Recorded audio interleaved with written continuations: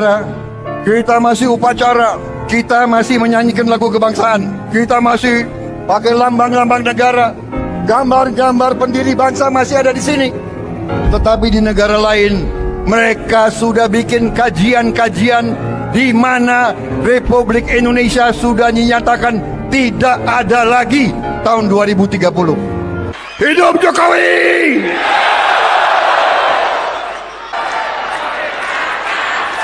Bung, mereka ramalkan kita ini bubar.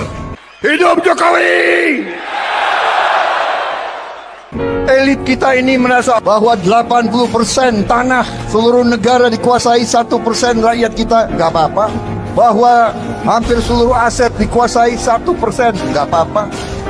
Bahwa sebagian besar kekayaan kita diambil ke luar negeri, tidak tinggal di Indonesia, tidak apa-apa. Hidup Jokowi! Ini yang merusak bangsa kita, saudara-saudara sekalian. Semakin pinter, semakin tinggi kedudukan, semakin curang, semakin culas, semakin maling.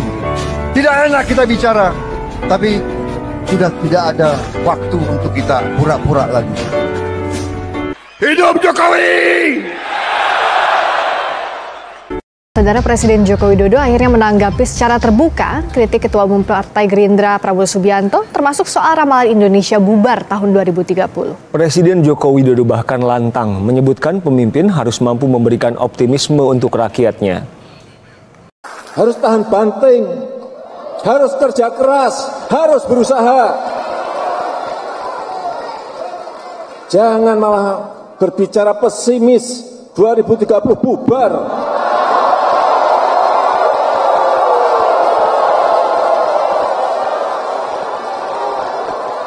Pemimpin itu harus memberikan optimisme kepada rakyatnya.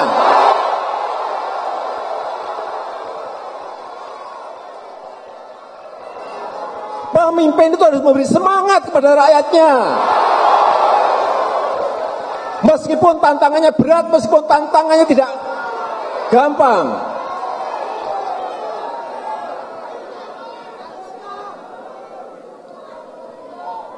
Memang mungkin ada yang banyak berbicara, sekarang kita pahit, nggak apa-apa pahit. Memang mungkin kita susah nggak apa-apa. Tapi kita melihat bahwa ada titik yang sangat terang yang kita tuju.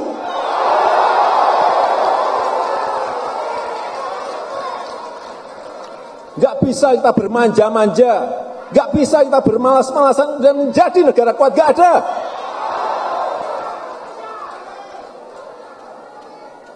Banyak yang dari kita ini ingin melemahkan bangsa ini dengan cara-cara yang tidak beradab. Ngomong isu anti asing, coba tuding-tuding ke saya. Jokowi itu anti asing, gagal, hilang.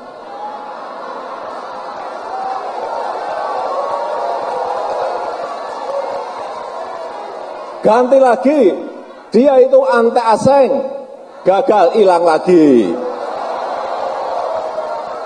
Ganti lagi, isu PKI.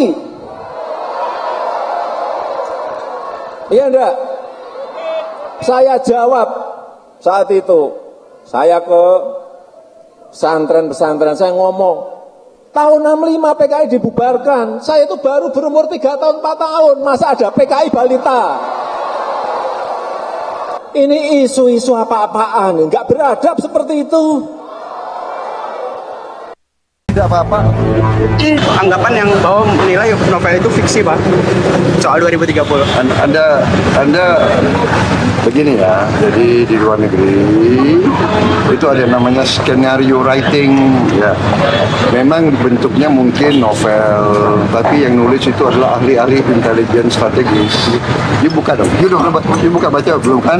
Ya, Pak, tujuannya bahwa Indonesia ini oleh sementara ahli dianggap tahun 2030 sudah nggak ada lagi. Ini untuk kita waspada, jangan kita anggap enteng.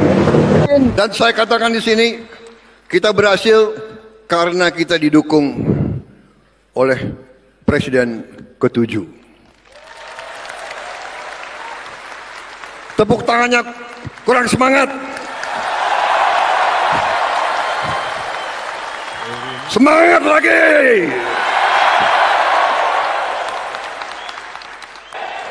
Terima kasih, terima kasih, terima kasih, terima kasih, Pak Jokowi, Pak Jokowi.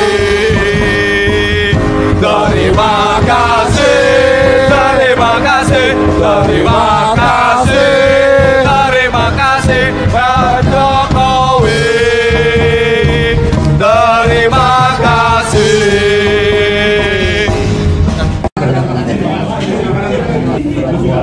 Di tahun politik ini tentu sangat berbahaya. Ini adalah sebuah tsunami politik, tsunami kebohongan yang luar biasa. Calon Presiden Bapak Prabowo Subianto, yaitu kebohongan paling lebay, terlebay soal selang cuci darah di awal tahun 2019. Yang kita tahu Pak Prabowo mengatakan bahwa selang cuci darah di RSCM itu sudah dipakai sebanyak 40 kali. Yang pada faktanya dan pada kenyataannya RSCM sudah membantah bahwa itu hanya sekali dipakai. Jadi ini kebohongan yang senyata-nyatanya kebohongan dan selebay-lebaynya kebohongan.